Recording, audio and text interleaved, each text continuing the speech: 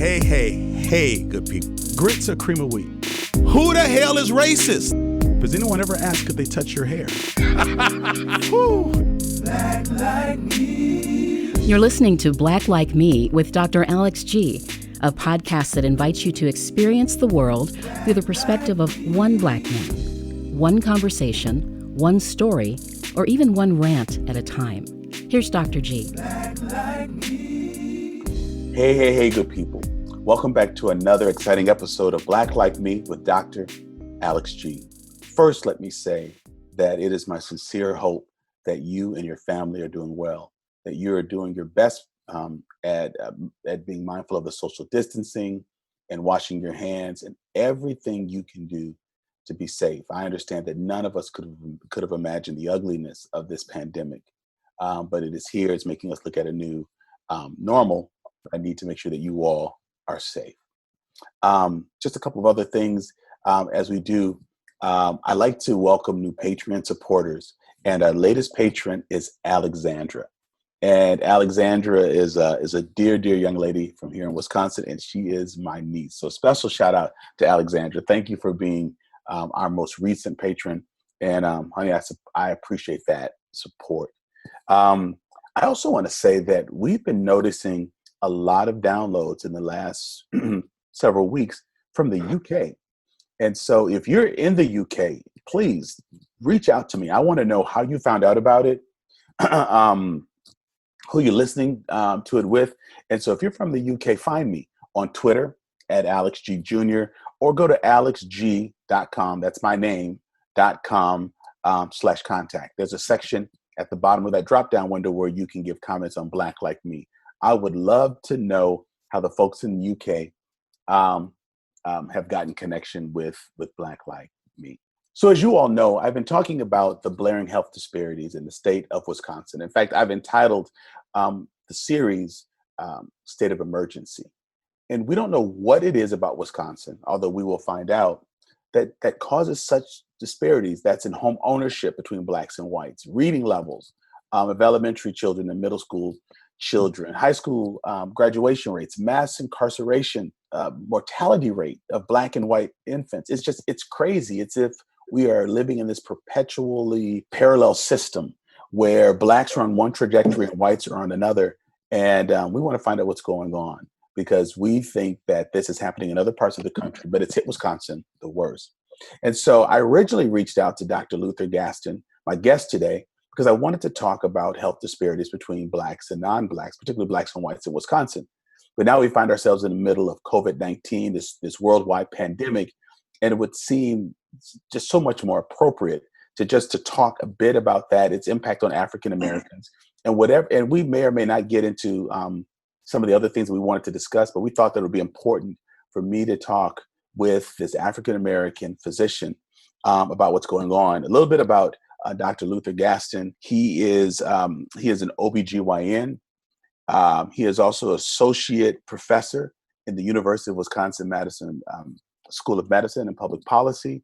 He's also the medical director of in-house OBGYN at Meriter Hospital. He brings a plethora of experience. He's one of my go-to medical consultants to talk about so much of what's happening in the world medically. And I'm just really excited that he's on Black Like Me to be able to talk today. So Dr. Luther Gaston, thank you so much for being my guest today, sir. Thank you, Dr. G. First of all, how are you doing? I'm doing fine. As fine as you can do in these circumstances. Definitely. I'm just curious, when you went to medical school, I'm sure you all talked about the word pandemic.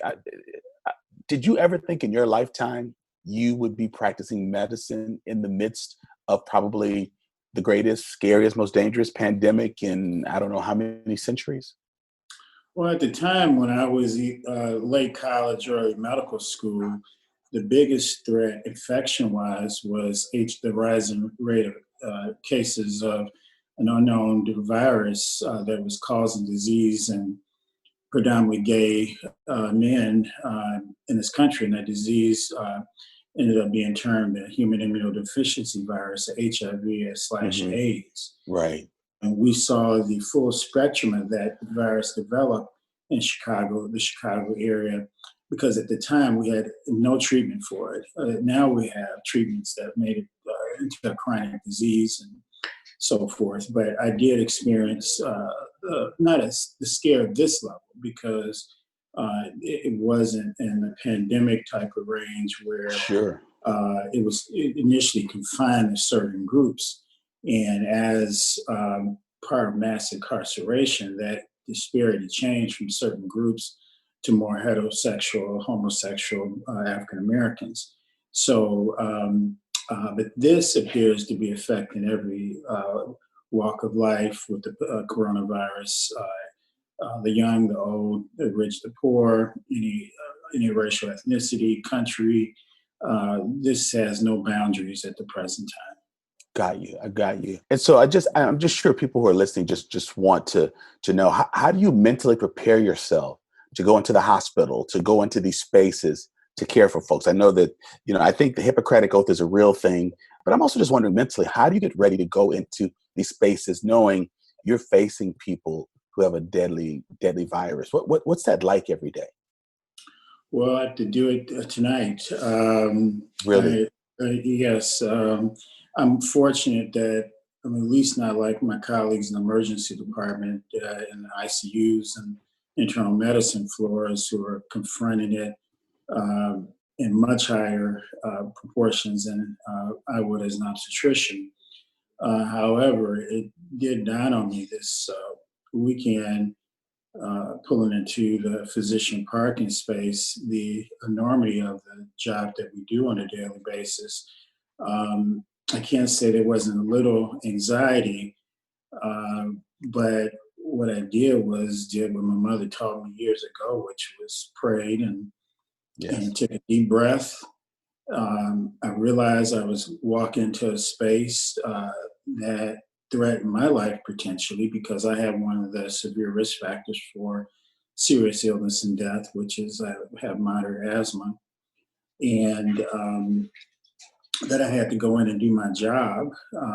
And as soon as I got in, uh, just like Muhammad Ali said years ago, when he had to beat George Foreman, I got to beat George.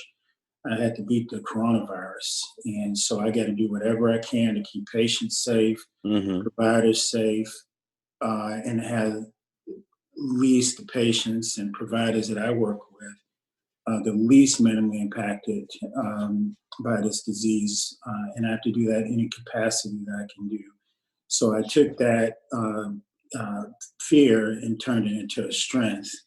And it's always hard when you come out of it and get a few days off, because going back in is a little more difficult sometimes. But you do have to take your faith in. Yes. If you don't, it's a very difficult thing sometimes to confront.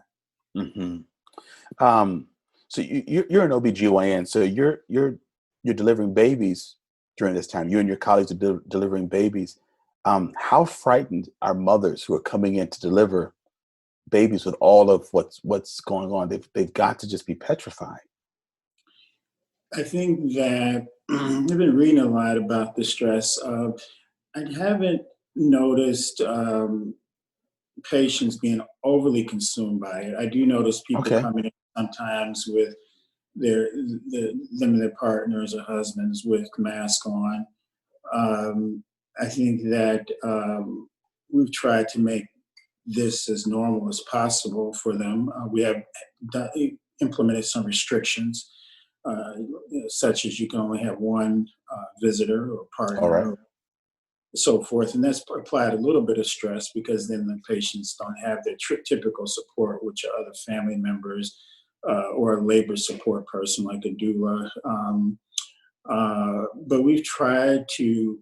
Babies don't know that the coronavirus is here. Right.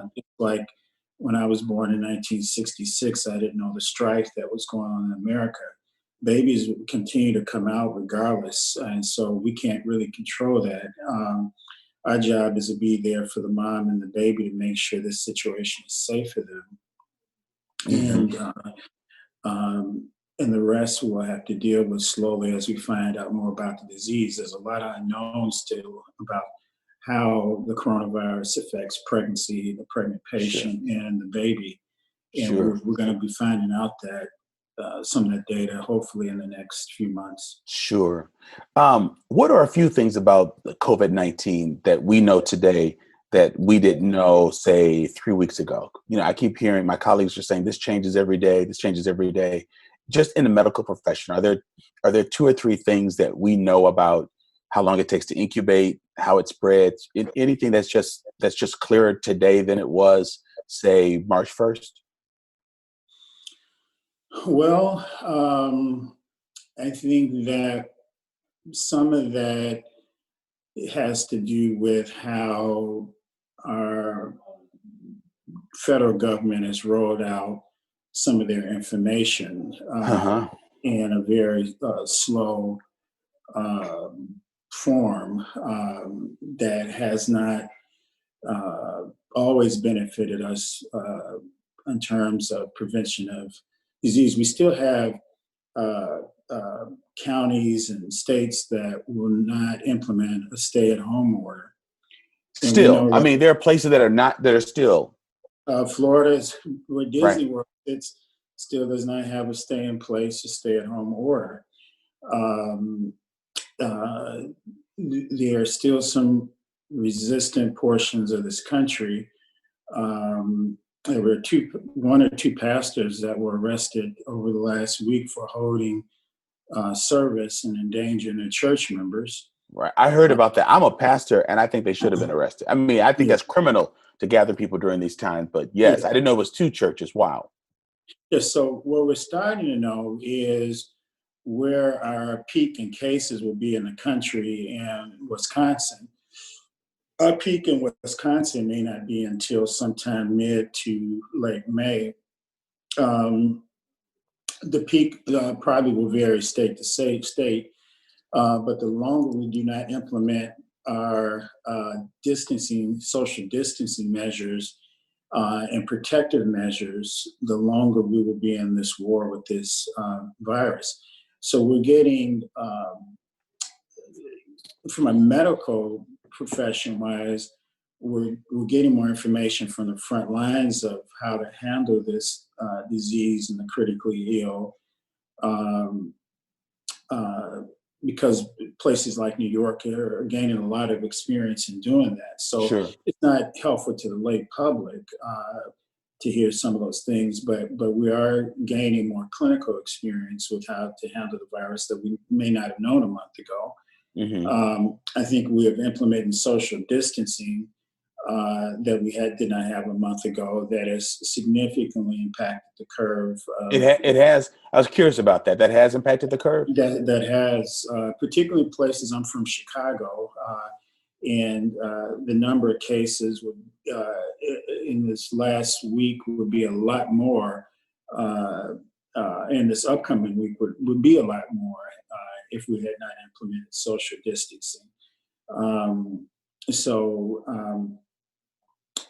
that I think that we're learning more each day. We're also trying to determine with the federal government and in our own local health communities about implementation of whether folks should be wearing masks and not necessarily prevent themselves from contracting disease, but to prevent us from spreading disease. So if I have a mask on right now, if I sneeze or a cough, that may be trapped within that mask.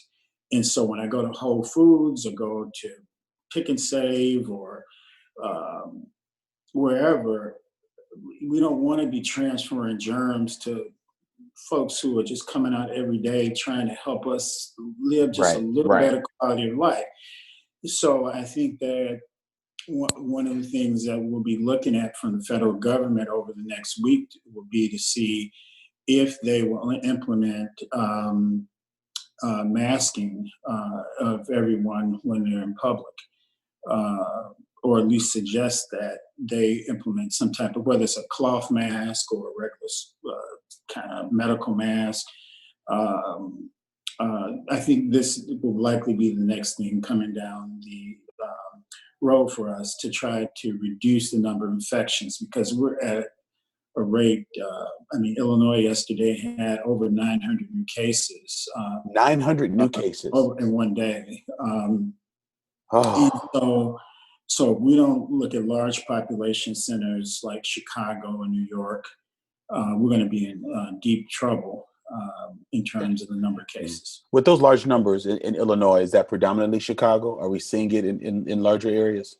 Predominantly Chicagoland area, but viruses don't have boundaries. So Sure. The outlying counties and rural areas will not be spared. At some point, they will be touched too. And the problem with that is when they're touched, they may not have the medical capabilities of a city like Chicago to deal with some of the serious illness. Sure. Let me ask you this, Dr. Gaston.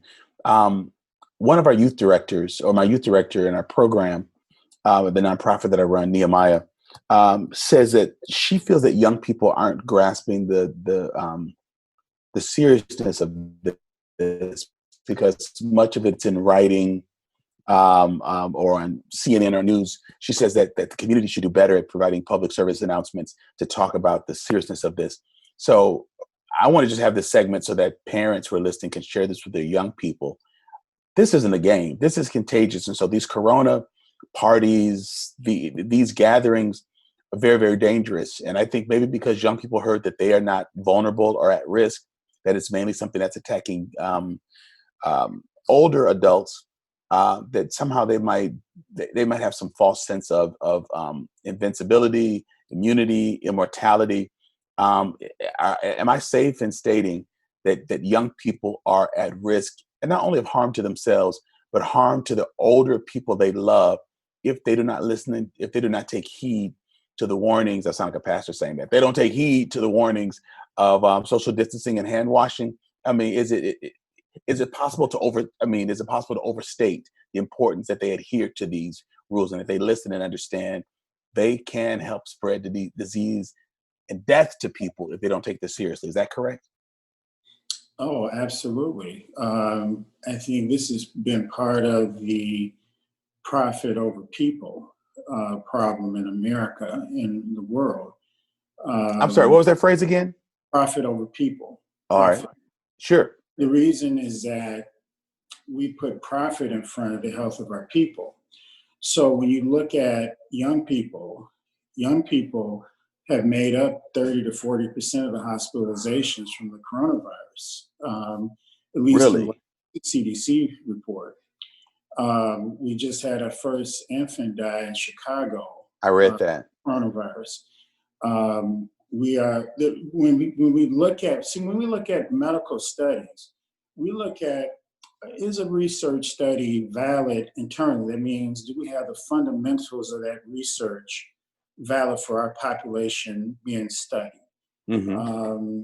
And then we try to see, is that data externally valid? Meaning that, can we apply that data to other populations? So we look at China.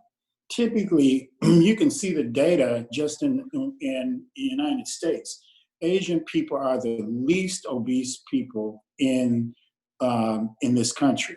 Okay, Mm-hmm. and when you look at the diseases that obesity causes, heart disease and diabetes and hypertension and kidney disease, things like that, those are the high-risk groups for serious illness with the disease.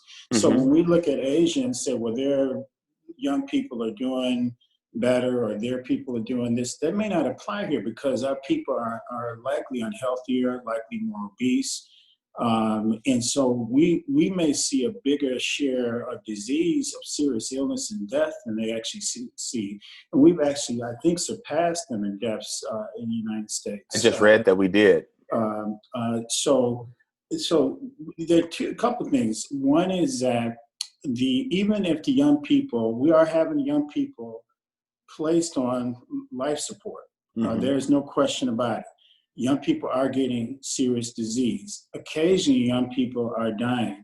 The highest risk of death increases with age. All right. But the problem is that if we have a young person who gets the disease and they require a ventilator, we may have an older person who really is struggling, that we may have to make a decision that person may not get that ventilator at some point.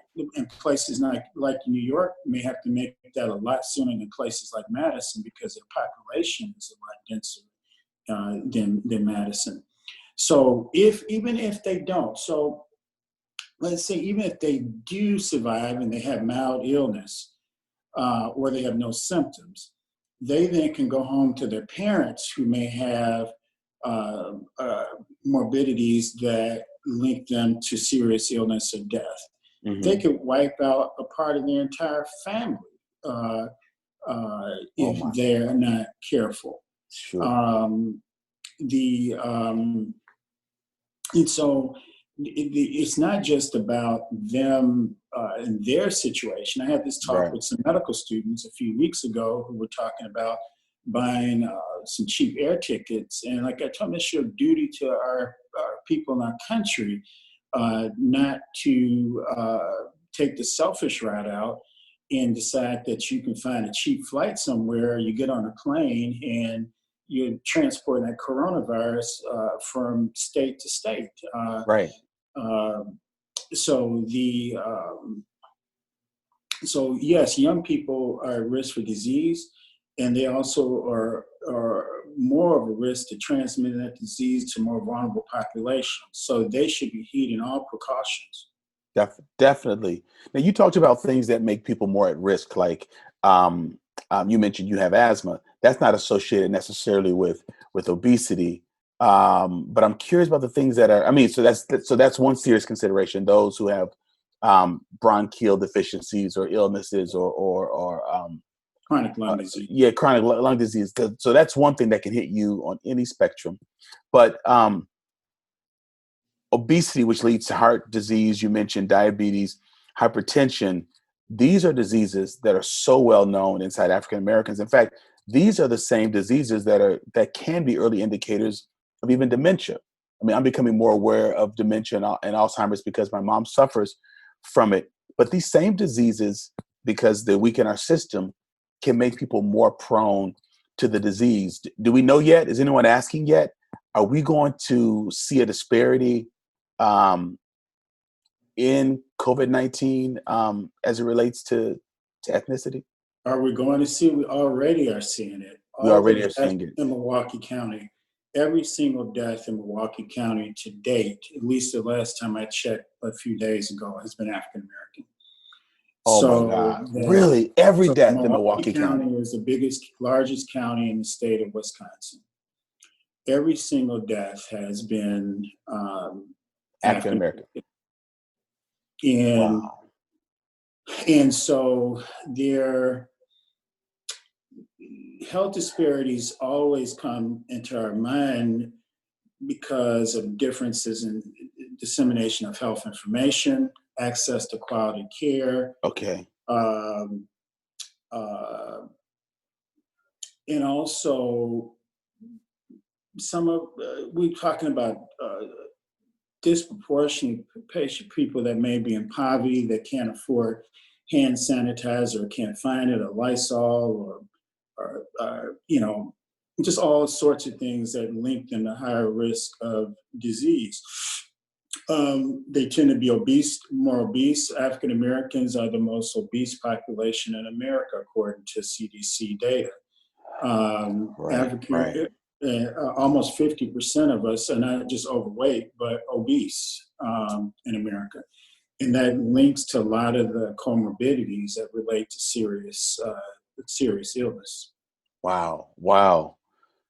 Oh, and we know that sometimes that obesity is caused by stress. I mean, you and I have talked about this. I'm working with the School of Medicine and Public Policy, the University of Wisconsin School of Medicine and Public Policy, to study health disparities and the role that microaggressions that African Americans are experiencing. So not just how they are doing as adults, but concerned about their parents, concerned about their children, concerned about living, that the stress of living in space that has so much disparity between blacks and whites contribute to the stress that could also cause heart disease, diabetes, hypertension, all those things to rise. So it's sort of it's this vicious cycle. You're sick because you're obese, but many times you're obese because you're stressed and you're eating and not exercising and don't have good healthcare access. That's how medical health disparities or health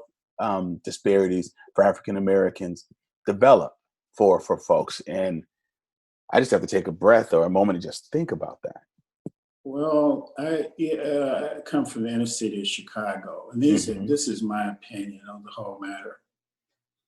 I grew up in an area that was virtually all African American. Okay. We had one Latino person that I experienced for my entire grade school. That was diversity for me. And otherwise, I went to class until I was in high school with only African American kids. Wow. Not my reality.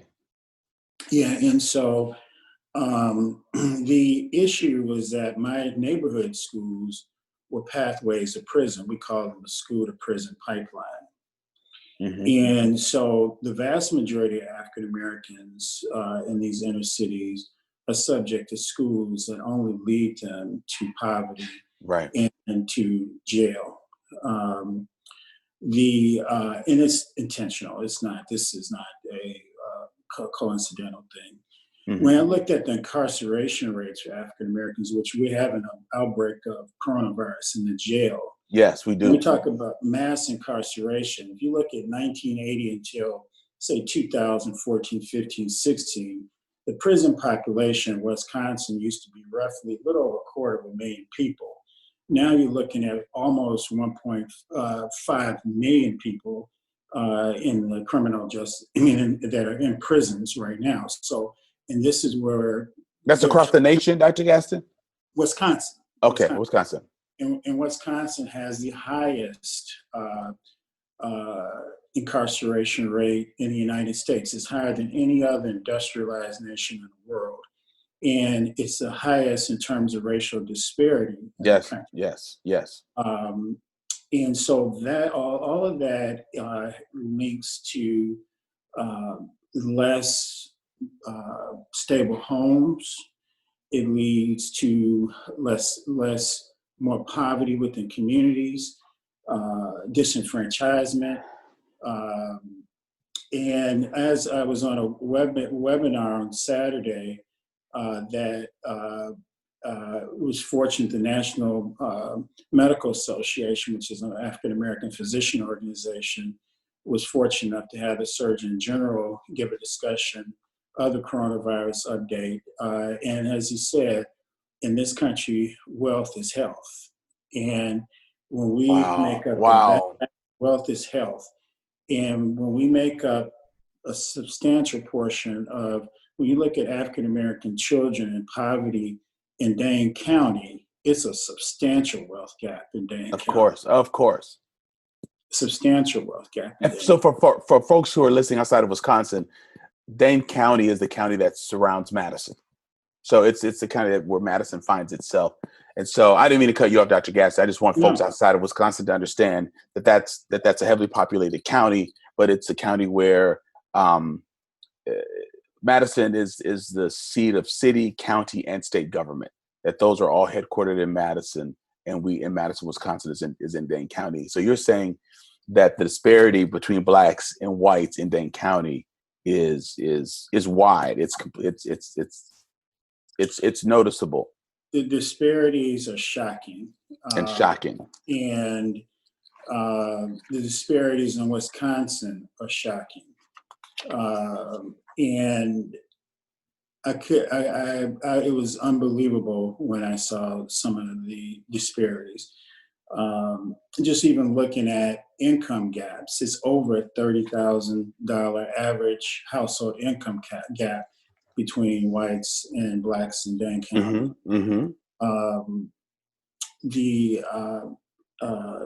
It's the number of African American kids living under the poverty line is astronomical.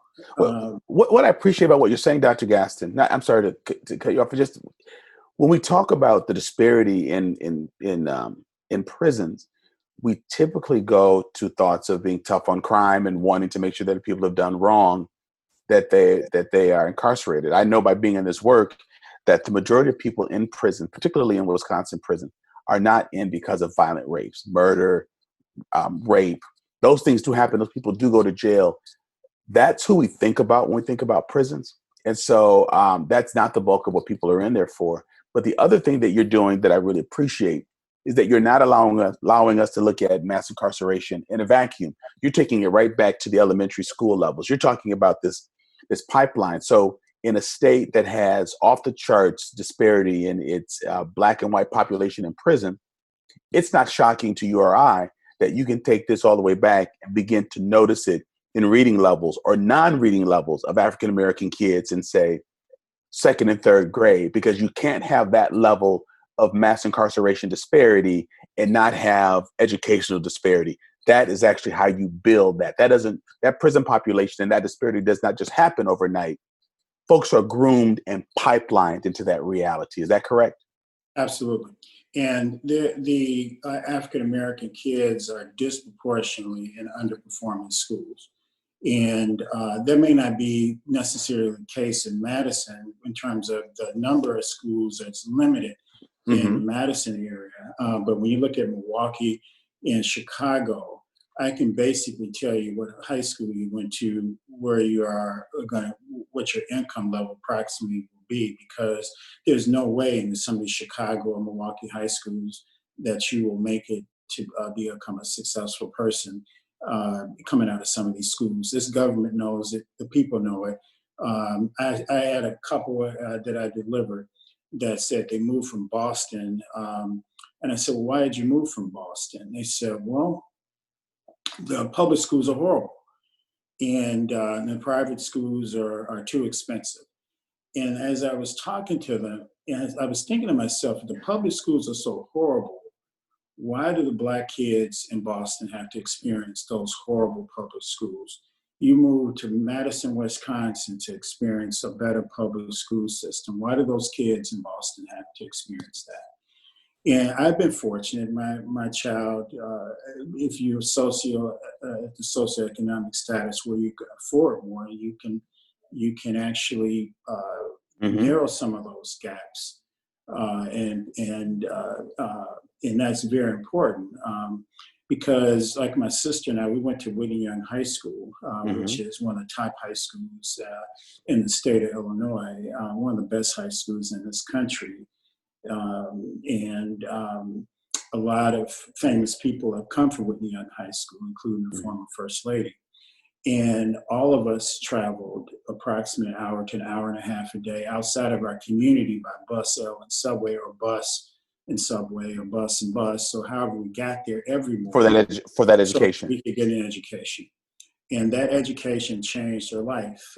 As my sister and I were just discussing yesterday, just being around other kids who valued education. And it wasn't just necessarily Caucasian kids, it was other Latino kids, it was other Asian kids, it was all the different kinds of kids that valued it. I had, my first year of high school, a Latino young lady who was one of the top in the country in karate. She ended up winning a medal in the Olympics. The head of the United States Tennis Association right now is one of our former high school folks from Whitney Young High School. So the education puts folks on a trajectory. So you're telling me, like, you're a medical professional. Your sister is a dentist, I believe, and you have these folks who are on this great trajectory because an investment was made in education. What I hear you saying is, if we really wanted to fix prisons, if we wanted to fix the economic gap, if we wanted to fix crime, if we wanted to fix these issues, we would then fix schools. And because poor children and poor African American children are relegated to schools in these communities that are grooming them for a different parallel track, a different reality, a pipeline to social services and prisons, we're creating this reality. And that poverty and those lack of opportunities, because of what we did not do at schools, have then created a perpetual sense of poverty and going back to to the quote that the medical advisor or the physician said on your call, that in this country, wealth is health, and if people are relegated to poverty, they're also going to struggle with health, which means that their life expectancy is going to be less than their white counterpart, and that's just heartbreaking. Am I connecting those dots correctly? Yes, and I'm going to tell you, I was almost in tears when I heard the Surgeon General said, reassured us on this call that he was deeply concerned about the impact of this on the African American community. That there was somebody in the administration who was concerned about us because it's going to disproportionately affect us, and it's already disproportionately affecting us with deaths in Milwaukee County. My heart will always be in the cities of Milwaukee and Chicago. It'll never change. And so that we've got to take care of the least of these in our community, and we can actually help build this community up. It's education. We're talking about family structure. When you talk about mass incarceration, what mass incarceration did, it took African American men out of the communities, out of their homes. Yes. It also, people commonly talk about, when you look at the new cases of HIV, and it's the vast majority of HIV in Milwaukee County is African American. Now, the vast majority, probably 7 out of 10 cases of HIV in blacks, whites, whoever, are men having sex with men. But when you look at the vast majority of women getting HIV in Milwaukee, it is 80+%, I think around 86% heterosexual. And I personally believe that started during the era of mass incarceration, because that was a war on Black and brown people that disproportionately locked up African Americans and Latinos in prison. And when they came back out, they had been having sex with men in prison. They came back out. We looked at it in my master's in public health class, infectious disease at Northwestern University years ago. The HIV started as a localized disease on the north side of Chicago in gay bars.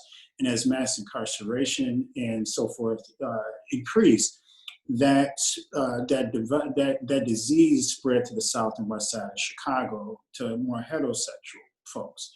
And so all of this stuff is just a mind-blowing thing. Let me see. A couple other questions. Let's talk a little bit about precautions that people can take to protect themselves, because we can't reiterate that enough. So social distancing, hand washing. What about when people go to the grocery store? I stocked up weeks ago because I actually thought we were going to be moving into martial law maybe 2.5 weeks ago. So I stocked up for at least 3 or 4 weeks worth of food. So when people go to the grocery stores, I know we have to practice social distancing. Thank God for the grocers, for the people that keep those doors and stores open. They clean overnight so people have a cleaner environment. What do you suggest for containers, bags, and things when you get them home? Any suggestions about what we do? Milk cartons, cans, should we be wiping those down? So what I tell my loved ones, and part of, I think, one of the reasons why we haven't done more masking when we go out in public, like grocery stores, is because of the shortage of masks and trying to save. Right. I would wear it if I had one. However, I think that as this evolves, we need to consider protecting the people in the grocery store with some form of cloth or mask to prevent us from spreading the virus to them. I think that we should wipe down our handles on our carts. If we're going to be pushing carts around, if you want to be even safer, consider wearing a single glove this is disposable to push the cart around the store. Once you get your food home, things that you can write down, you may consider doing that, because we don't know what % of patients actually get infected from surfaces. but we do know that on certain surfaces, the virus may last at least 2 or 3 days. And Let's say so, on canned goods, can the virus last? yeah, probably 2 or 3 days on canned some canned good a surface. And so I think that we try to wipe down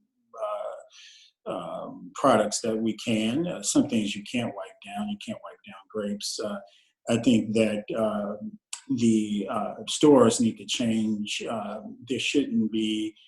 No, we in one of the hospitals I work at, we changed we used to have fruit out in the open, and now fruit is only packaged, so that people aren't putting their hands through the fruit. So I think that it should be no longer that you can put your hands in a grape bag and pick through the grapes. They'll be packaged. And then, yeah, I think that those are things that we need to start implementing that may not be implemented to try to reduce the cross-contamination that can occur. Can you wipe down plastic like a milk carton? I'm quite sure you can. Sure, and maybe not with a wipe, but again, like sort of old school. Well, let me ask this: is soap and water helpful against the virus? So if we just got hot soapy water, or should we put ammonia and bleach in that if we're wiping down groceries that we buy or come to our homes through Instacart or a grocery delivery service? Well, the CDC has proposed chemicals. One is dilutions with bleaching water. Another one is using at least 70% alcohol-based products. They have a list of other products that you can use to help sanitize or clean surfaces and products. So I think that it also depends on where you're getting them from. I mean, if you're getting some product from shipped from somewhere that's taking a couple of days to get you, then probably about a couple of days it's probably getting a little bit better. But I would still take the precaution of, if you can and if it's possible, consider wiping surfaces down on products that you get. How about mail we're taking out of our mailbox? Like right now, we just leave it in there for a day just so that it's not fresh. For just regular envelopes, should people be opening their mail with gloves? I haven't seen any data with mail and paper. We do cardboard surfaces from one study published in the New England Journal of Medicine suggesting on cardboard surfaces it may last up to 24 hours. All right. So a lot of things are being shipped through Amazon, so people might want to be careful about where they open those boxes or just washing their hands after opening them. It's possible. I mean, the infection from those surfaces is probably low, but we don't know that for sure. Right. And we don't have a number that we can potentially put on that. So I think being as precautious as possible. So at the present time, me personally, I open my cardboard boxes in my garage. I open my mail even in my garage, and then I will, take it out of the envelope that it's in and transfer. And then bring it inside. And so the products, and then we wipe the products down and put them on our shelves. I think we can't be too overly cautious right now. We don't know everything about this disease right now. We're going to learn about this disease.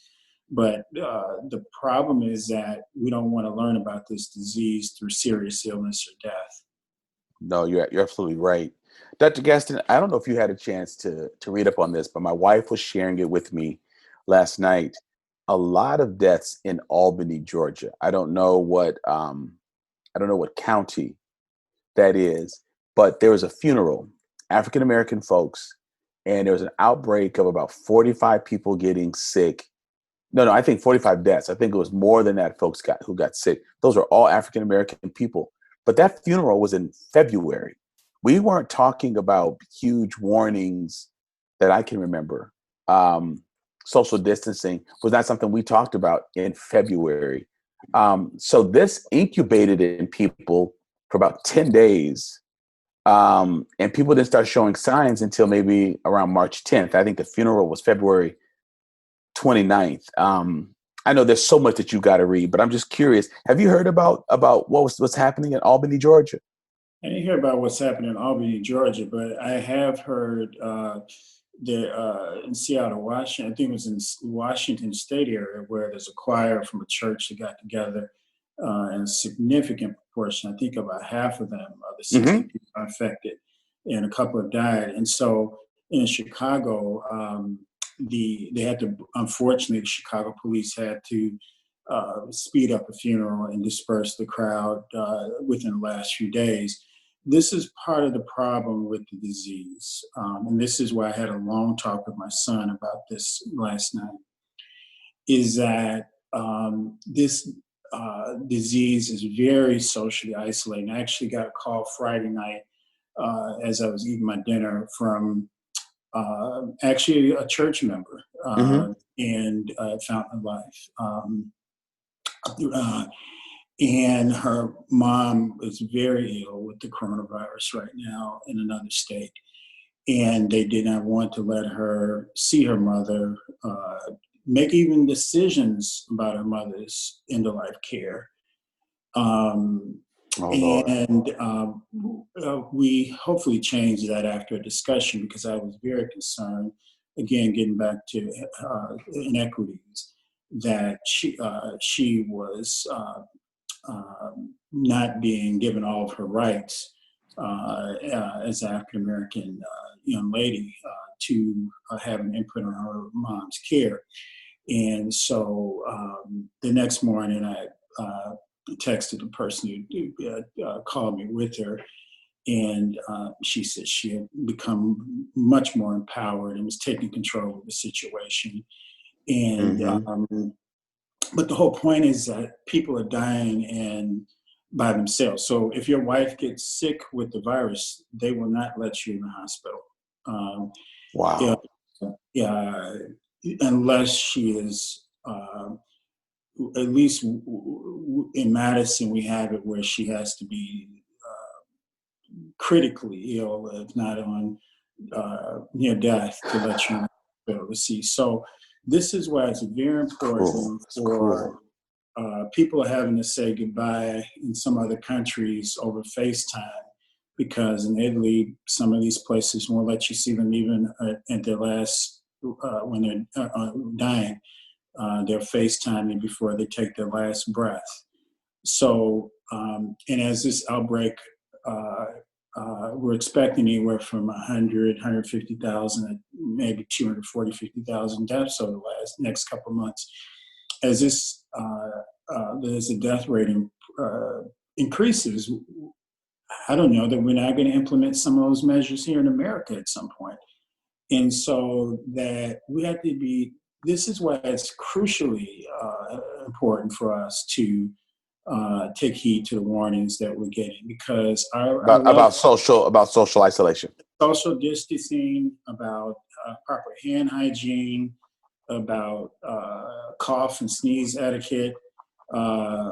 And because if you're a relative or you get sick, you may be sitting there all by yourself for a long period of time without anybody being able to come and lay eyes on you or give you a smile or hold your hand or so forth.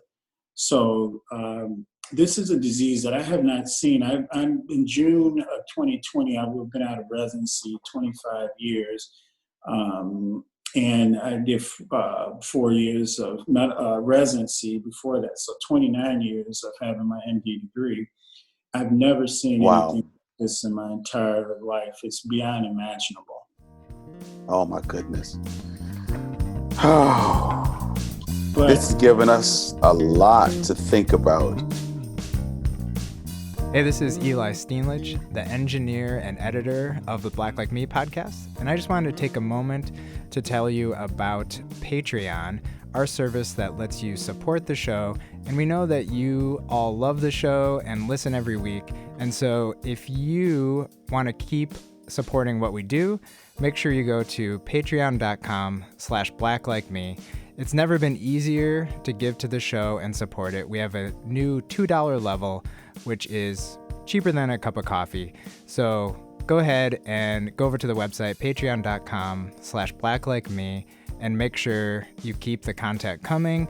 And we've already started to do some new things that we're excited about because of the Patreon supporters that we have. So we're going to take you back to the show and back to Dr. G. But thanks for listening. How long do you think social distancing could last for us in this country? I hate asking this question, but I know people listening would love to hear that. Sure. Well, in reality, Mm-hmm. If I had to make my own personal estimation, in Wisconsin, if we're going to be peaking out sometime in May, which may be the current prediction, we have to see where the models show. I can't see how we're going to be able to reduce our guidelines and social distancing until we get over the peak of the hill. How do we reduce social distancing when we're going up the hill or not to the top of the hill? Nobody would ever start you on a medicine and you're not even remotely getting better and they say, well, let's reduce the dose and Right. Whatever the case is. That's not sensible. And so I think what we have here is a very complex interplay of profit and economy and people. But the best way to cure the economy and profit is curing the people. Right. So it's not putting the people back in harm's way so that we have 500,000 people die from this illness instead of 100,000 to 200,000. I mean, we've been experiencing a flu problem this entire season. So for anybody who hasn't had the flu vaccine, that's something you should get because we've had at least 34,000 people die from the flu this year that has gone quiet. And so we have got to figure out a way to really cut the number of deaths that we could experience down to a minimum.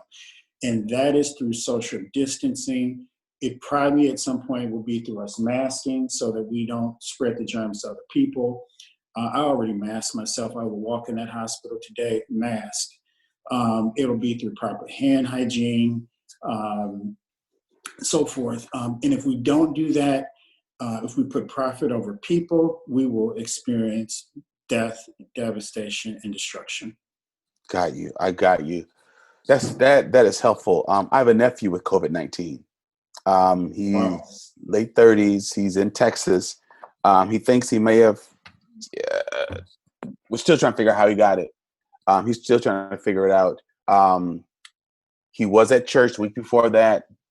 He's a musician, so he was at church. But he also has a job where he's handling boxes, and he says he wasn't using gloves, but they gave him hand sanitizer. So he's trying to weigh that down. He was sent home Saturday night, I think, and so we've been talking with him, and he's feeling better and he's looking better, but it's very, very real. And how old is your nephew? He is late 30s. Okay, what I would tell people is, again, like I've been talking at the hospital, is the disease, the first week is mild to medium. It's the second week that we're concerned about. The second week is where we see the pneumonias. He just got over pneumonia. He went to the hospital with pneumonia. Yes, and that second week is where we see the respiratory failure. And probably by the end of the third week is where we start seeing death. And so that it's very important that that people know that don't just think just because I'm feeling okay the first week I'm okay. It's that second week you got to really be worried about. So just keep watching. The other thing is you talked about the flu shot. Because I've been social, observing social distancing. I slipped instead of social isolation, but social, it feels like that sometimes. Social distancing. I have a medical appointment coming up. I'm seeing a new physician, and it's like my general checkup. I just sort of assumed that's all off. But physicians are still seeing people, right? I mean, I'm nervous about going into a clinic, understanding that people are not going into that clinic necessarily because they're having symptoms. But that's a place where I could get a flu shot. But I guess that the first thing I'm asking is, if I have a general doctor's appointment coming up, should I still keep that? I would call your doctor and see, because we are rescheduling some kind of routine health exams. And it's just routine. It's just routine. Yeah, because they're not crucially. We have to weigh the risk of infection to the patient and risk of infection to the healthcare staff. And so if this can wait maybe 4 to 6 weeks, then that may be beneficial to both. Another thing is that it may be possible to do some of this by telehealth. So you could call and see, because some of the stuff like making sure you are up to date on vaccinations and what your last hemoglobin A1C or your last Sure. cholesterol, or get a home blood pressure cuff, and so that it can record and you can tell your practitioner. Because what we're doing in OB is we're transitioning a lot of that initial postpartum care to telehealth, which is either virtual and or phone, to try to reduce the patient's interaction with the clinics in the hospital, to reduce their risk of infection. Sure. Sure. So I would call your provider. Okay. That makes really good sense. And folks who are uninsured, underinsured, can they call physicians using video devices? I would check with the local office. I think the government is covering, and I could be incorrect, Sure. testing for the coronavirus. This is a huge problem with a lack of coverage or undercoverage or underinsured or no insurance. And this particularly affects minority communities. Right. And so, and this is actually why when you look at what people aren't looking at is, I would tell them to do not forget to vote. The Trump administration is planning on trying to eliminate the Affordable Care Act, which the Affordable Care Act was meant to expand healthcare coverage. And so we should not, we have to vote in our best interest, and we should not have it where we are shrinking healthcare coverage to Americans. Because we need to expand it. We need to expand it, because if you get put in that intensive care, my father was put in intensive care for, he was diagnosed with cancer August 26, 1997. He was dead in the same hospital, University of Chicago, November 4th, 1997. I got his hospital bill. It was $1.6 million. Luckily, my father was employed through the city of Chicago, and every single penny of that bill was covered. And he was retired, but he had Blue Cross Blue Shield coverage through the city of Chicago. So every single cent of that bill was covered. I cannot imagine being unemployed and being in intensive care and the cost of that kind of care. That will financially break somebody. Right, that will ruin you. Oh, this is very sobering, but it's good to know what we're dealing with. Dr. Gaston, from time to time, I would love to have you back on Black Like Me, because having the benefit of both a professor in the School of Medicine and a practicing physician is so helpful. And the fact that you're African American and can give information that will help African American listeners, but those who are not African American, to understand that this is the deadly play out of racial disparity in our country, where wealth means health. This is where we see it played out in a very, very deadly way. It's sobering, but it helps those who want to be allies to understand what we are really up against. Because if we really are fighting for equity, it's more than a march or repost. People need to understand the impact of disparities economically, educationally, and even in terms of health outcomes. So thank you very much, Dr. Gaston, for being my special guest today. I will definitely be in touch with you. Hey, folks, this is a very deep and sobering conversation. I mean, it makes you just want to take a deep breath and just go sit down somewhere and just think about things. This is not only America, this is the world. This is a reality, and we will either adjust to it or won't. So please, by all means, if you're in areas that don't practice social distancing, find ways to quarantine yourself, because this is serious and you don't want to spread this to others. So this has been an insightful episode of Black Like Me. We're looking at health disparities, particularly in the midst of COVID-19. And so please, folks who are in the medical profession, or in other fields that would need to really listen to this, please share it, repost it, tweet it out. Help us get the word out, because we want you to listen. We want you to subscribe. We want you to lean in. We want you to learn, think differently, and do something differently to make this world a much better place. Please be safe. And you and your family members continue to be in my thoughts and my prayers. This has been Black Like Me Podcast with Dr. Alex G. Thank you so much for your support. I want to thank Corey Saffold for creating the music for this podcast, my podcast manager, Tyler Nyland, engineer and editor, Eli Steenlich, my editor, Jeremy Holliday, and a special thank you to WORT Studios, where we record Black Like Me. Black like me. Thank you for listening to today's podcast. You can find out more about Dr. Alex G's amazing work at www.alexg.com. Black Like Me is sponsored by the generosity of the Human Family Unity Foundation.